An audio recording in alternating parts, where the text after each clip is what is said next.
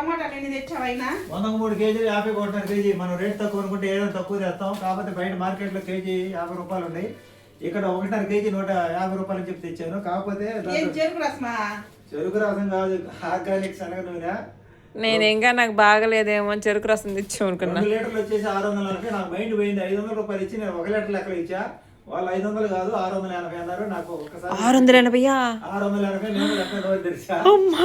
ఈ కవర్ కూడా వాళ్ళు ఇచ్చారు చూడు, క్లాత్ అంటే గుడ్డ. ఇకపోతే పాలు పెరుగు, ఇది 680 2 లీటర్లు, 550 రూపాయలు టమాటాలు, పాలు పెరుగు. వామ్మో చాలా కాస్ట్లీగా ఉంది ఈ నూనె. టమాటాల రేట్ తగ్గించాక నూనె రేటు పెంచేసాను.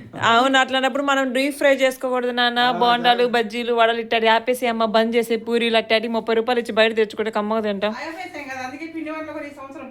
అప్పుడు ఆ లెక్కన ఇంట్లో నూనె మంచి తిని బయట చెడ్డ నూనె తింటున్నాం కదా నాన్న మనం. ఇది